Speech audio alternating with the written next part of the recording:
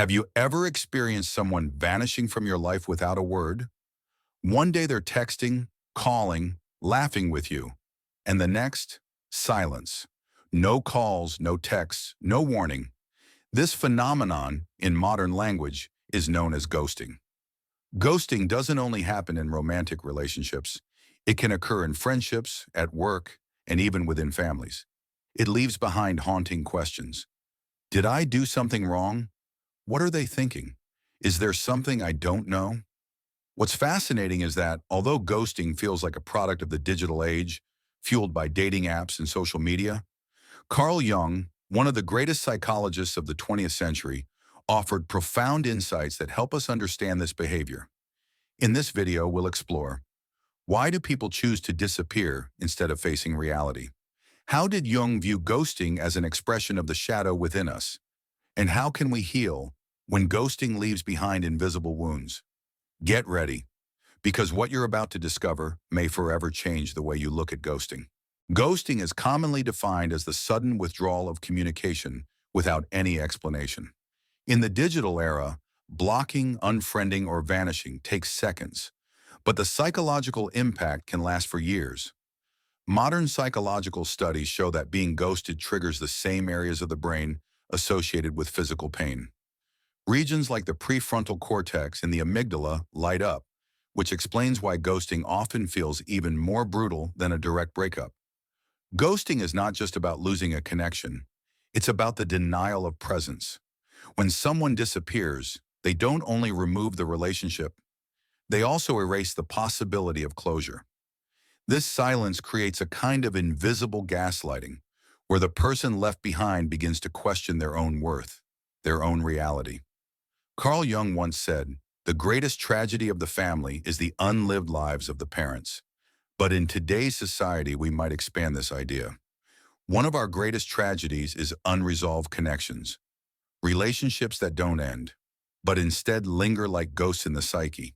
To understand ghosting through Jung's lens, we must revisit one of his core ideas: the shadow. The shadow, according to Jung, is the part of ourselves that we deny, repress, or refuse to confront. It contains our fears, insecurities, selfishness, and unresolved emotions. When someone ghosts, they may be avoiding conflict. Their shadow fears confrontation, fearing pain, guilt, or discomfort. Rejecting responsibility. By disappearing, they avoid facing the consequences of honesty. Projecting. Projection.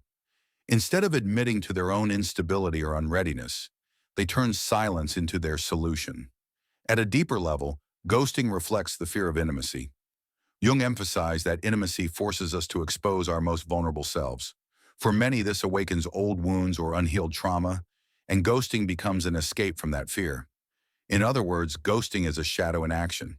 The ghoster isn't just disappearing from you, they're disappearing from themselves. If ghosters act from their shadow, the ghosted are left to confront what we might call the wounded self. When ghosted, we often spiral into self-doubt.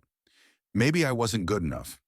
If I had done things differently, would they have stayed?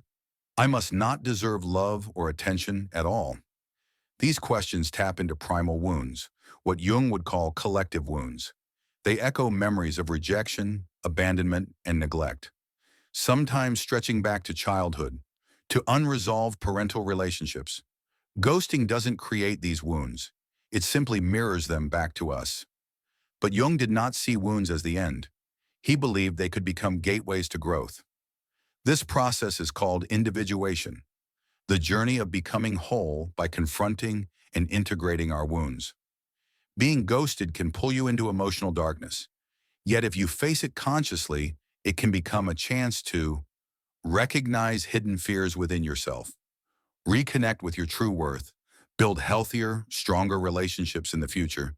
So, how do we heal after ghosting? Jung's work offers several paths. Shadow work. Instead of asking, "Why did they leave?" ask, "What shadow within me has this triggered?" Maybe it's the fear of abandonment, insecurity about self-worth, or unprocessed childhood memories. Active imagination. Jung encouraged dialogue with the unconscious. Journaling, meditation, or even imagining a conversation with the ghoster can reveal inner truths. The purpose is not to get answers from them, but from yourself. Integration. Healing means accepting ghosting as painful, but also as a teacher. Rather than treating it as rejection, see it as a mirror, guiding you toward boundaries, self-respect, and authentic connection. Creating healthier bonds. Ghosting reminds us that real relationships require honesty, communication, and courage. As you heal, you naturally attract people on the same wavelength. Those who don't vanish in silence, but grow alongside you.